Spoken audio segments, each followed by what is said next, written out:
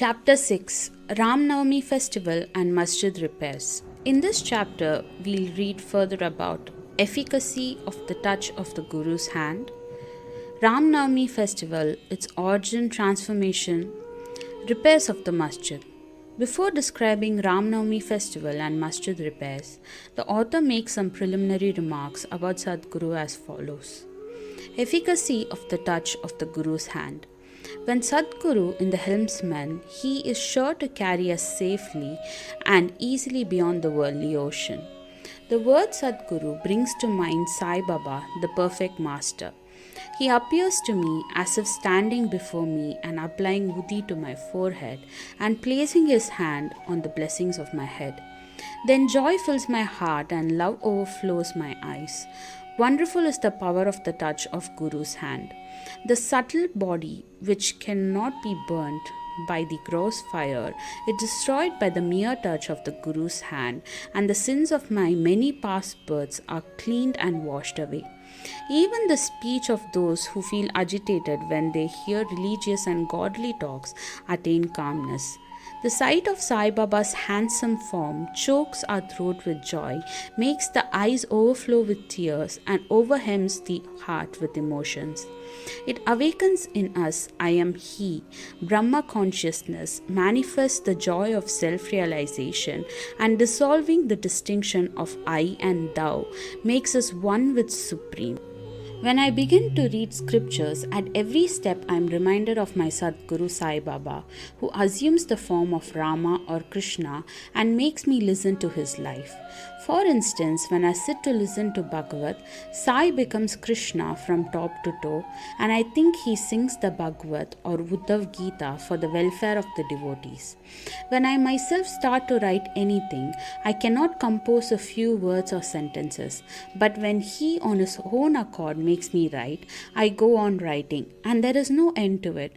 When the disciple's egoism props up, he presses it down with his hand and gives him his own power, makes him achieve his object, and thus satisfies and blesses him. If anyone prostrates before Sai and surrenders his heart and soul to him, then all the chief objects of the life, dharma, artha, kama, and moksha, are easily and unsolitedly attained. 4 paths of karma, dhyan, yoga, and bhakti lead us separately to God. Of these, the path of bhakti is thorny and full of pits and ditches, and thus difficult to traverse. But if you, relying on your Sadguru, avoid the pits and thorns and walk straight, it will take you to your destination, so says Sai Baba. After philosophing about the self-existent Brahma, his power to create this world and the world created, and stating that all these three are ultimately one and the same, the author quotes Sai Baba's words, guaranteeing the welfare of the Bhaktas. There will never be any dearth or scarcity regarding food and clothes in my devotees' home. It is my special characteristic that I always look after and provide for the welfare of those devotees who worship me wholeheartedly with their minds ever fixed on me. Lord Krishna has also said the same in the Gita. Therefore, strive not much for food and clothes. If you want anything, beg of the Lord. Renounce worldly honors. Try to get Lord's grace and blessings and be honored in His court. Do not be deluded by worldly honor. The form of the deity should be firmly fixed in the mind. Let all the senses and mind be ever devoted to the worship of the Lord. Let there be no attraction for any other thing. Fix the mind in remembering me always, so that it will not wander elsewhere towards body, wealth, and home. Then it will be calm, peaceful, and carefree. This is the sign of the mind being well engaged in good company. If the mind is vagrant, it cannot be called well merged in him. After quoting these words, the author goes on to relate the story of Ram-Navami Festival in Shirdi. As Ram-Navami is the most celebrated festival in Shirdi, another fuller account as published in Sri Sai Leela magazine of 1925, page 197, it is also referred to, and a summary of the festival as related in both these accounts is attempted here. Origin. One Mr. Gopal Rao Gunt was a surveyor in survey department at Kopargaon. He was a great devotee of Baba. He had 3 wives but had no issue. With Sai Baba's blessing, a son was born to him. In the joy that he felt due to this, an idea of celebrating a fair or urus occurred to him in the year 1897, and he placed it for consideration before other Shirdi devotees, Tatya Patel, Dada Kote Patel, and Madhavrao Deshpande. They all approved of the idea and obtained Sai Baba's permission and blessings for it. Then an application was made to get the collector's sanction for celebrating the Urus. But as the village Kulkarni held against holding the fair, the sanction was refused. But as Sai Baba had blessed it, they tried again and ultimately succeeded in getting the collector's sanction. The day for the Urus was fixed on Ram-Navami after having consultation with Sai Baba.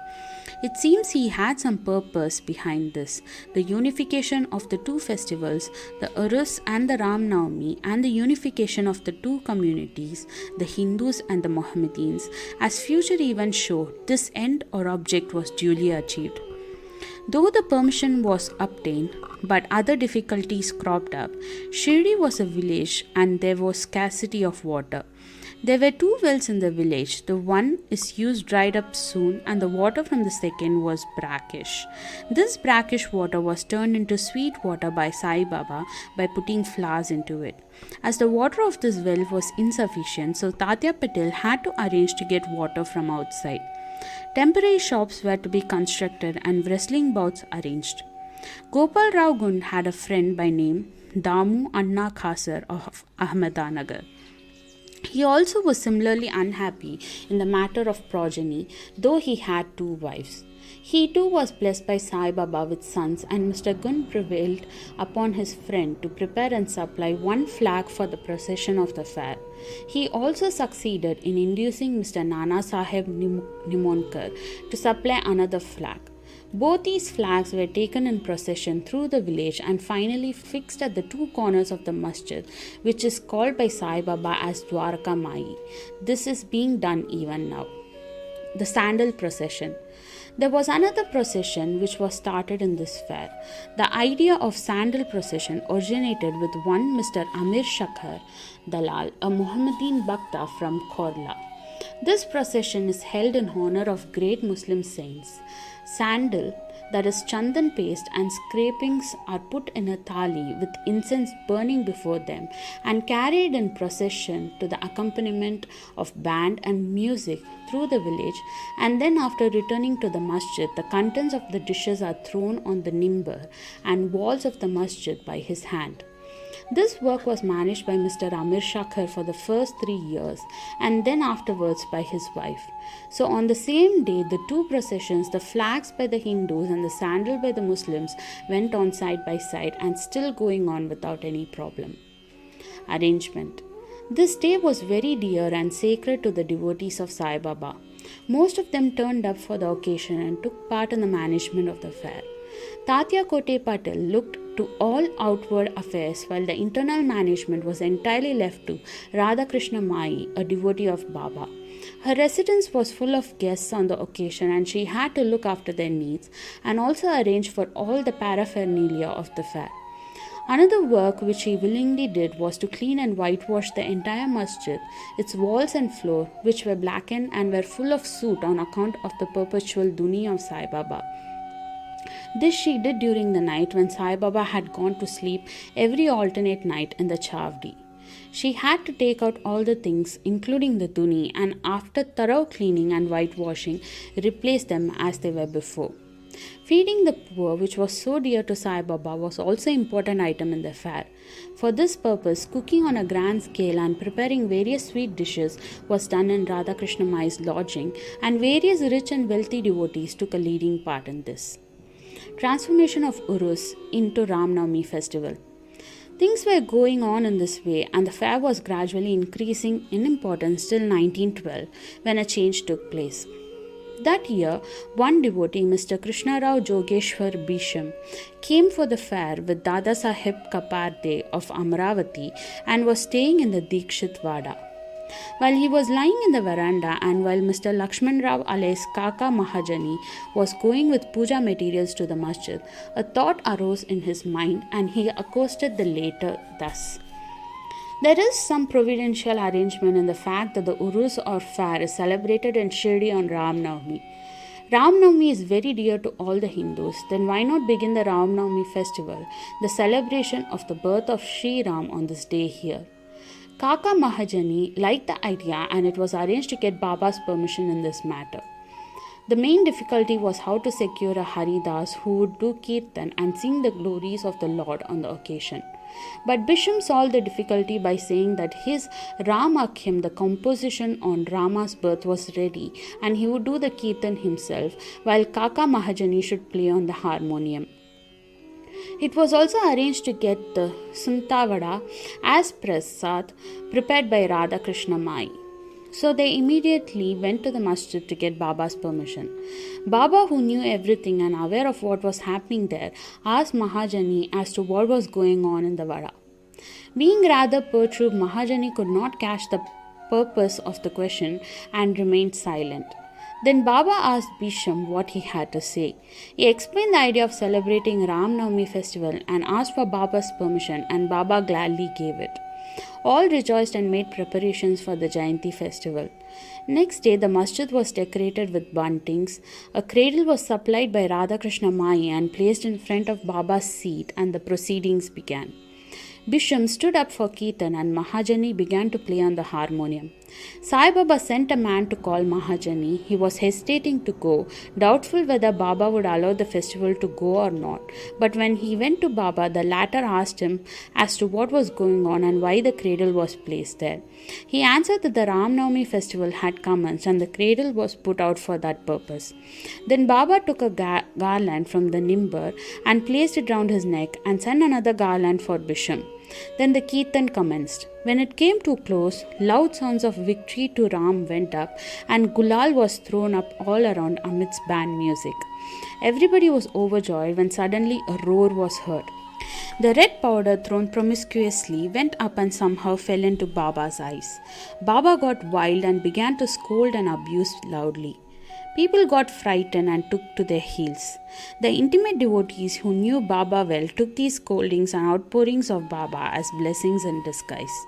They thought that when Ram was born, it was proper for Baba to get wild and enraged to kill Raman and his demons in the form of egoism and wicked thoughts. Besides, they knew that whenever a new thing was undertaken at Shirdi, it was usual with Baba to get wild and angry, and so they kept quiet.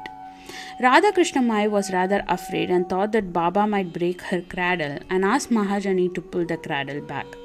When he went to loosen and unfasten the cradle, Baba went to him and asked him not to remove it. Then after some time, Baba became calm and the day's program, including Mahapuja and Aarti, was finished. Later on, Mr. Mahajani asked Baba for permission to remove the cradle. Baba refused the same, saying that the festival was not yet over. Next day, another Kirtan and Gopal Kala ceremony, an earthen pot containing parched rice mixed with curd and hung to be broken after the Kirtan, and the contents distributed to all as was done by Lord Krishna amongst his cowherd friends was performed, and then Baba allowed the cradle to be removed. While the Ram-Navami festival was thus going on, the procession of the two flags by day and that of the sandal by night went off with the usual pomp and show.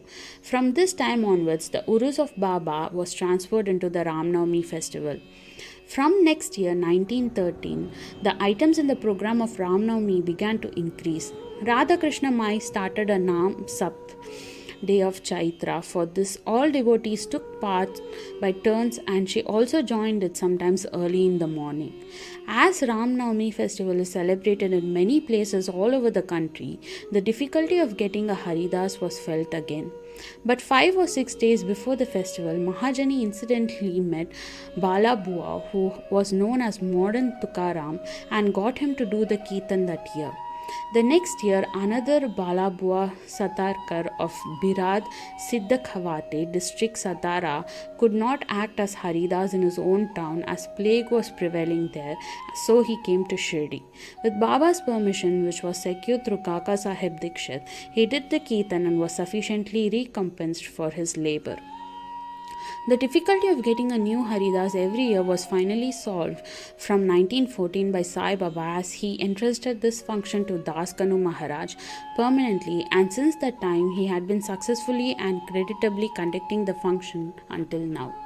Since 1912, the festival began to grow gradually. Year by year, from the 8th to 12th of Chaitra, Shirdi looked like a beehive of men.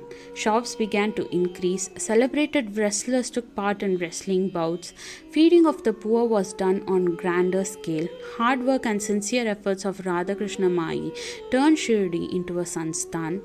Paraphernalia increased. Beautiful horse, a palkin, chariot, and many silver items, utensils, pots, buckets, pictures, mirror were presented. Elephants were also sent for the procession. Though all this paraphernalia increased enormously, Sai Baba ignored all these things and maintained his simplicity and modesty as before. It is to be noted that both the Hindus and Mohammedans have been working in unison in both the processions during the entire festival, and there had been no confrontation or quarrel between them at all so far. At first, about 5,000 to 7,000 people used to gather, but that figure went up to 75,000 in some years. Still, there was no outbreak of any epidemic disease nor any riots worth the name during all these years. Repairs to the masjid. Another important idea occurred to Gopal Gund. Just as he started the Urus or fair, he thought that he should repair and renovate the masjid. So in order to carry out the repairs, he collected stones and got them dressed. But this work was not assigned to him. This was reserved for Nana Sahib Chandrokar, and the payment work for Kaka Sahib Dikshit. Initially, Baba was unwilling to allow them to have jobs done, but with the intervention of Mahalspati, a local devotee of Baba, his permission was secured. Baba took a small gadi for his seat, discarding the usual piece of sackcloth until in 1911, the Sabha Mandap was also put in order with great labor and effort. The open space in front of the masjid was very small and inconvenient. Kaka Sahib Dikshit wanted to extend it and put a roofing on it. At great expense, he got iron posts, pillars, and trusses and started the work. At night, all the devotees worked hard and fixed the posts. But Baba, when he returned from Chowdi next morning, uprooted them all and threw them out. Once it so happened that Baba got very excited, caught a pole with one hand and began to shake and uproot it, and the other hand caught Tatya Patel's neck. He took by force Tatya's pheta, struck a match, set it on fire and threw it in a pit. At that time, Baba's eyes flashed like burning embers. None dared to look at him. All got terribly frightened. Baba took out a rupee from his pocket and threw it there, as if it were an offering on an auspicious occasion. Tatya was also very much frightened. None knew what was going to happen to Tatya, and none dared to interfere. Bhagoji Shinde, the leper devotee of Baba, made a bold advance, but he was pushed aside by Baba. Madhav Rao was also similarly treated, pelted with brick pieces, so all those who went to intercede were similarly dealt with. But after some time, Baba's anger cooled down. He sent for a shopkeeper, got from him an embroidered pheta, and himself tied it on Tatya's head as if he was being given a special honor. All the people were wonderstruck to see the strange behavior of Baba. They were at a loss to know what enraged Baba so suddenly and what led to assault Tatya Patel and why his anger cooled down the next moment. Baba was sometimes very calm and quiet and talked sweet things with love, but suddenly, with or without any reason, got engaged. Many such incidents may be related, but I do not know which to choose and which to omit. I therefore refer them as they occur to me. In the next chapter, the question whether Baba was a Hindu or the Mohammedan will be taken up, and his yogic practices and paths and other matters will also be dealt with. Bow to Sri Sai Baba, peace be to all.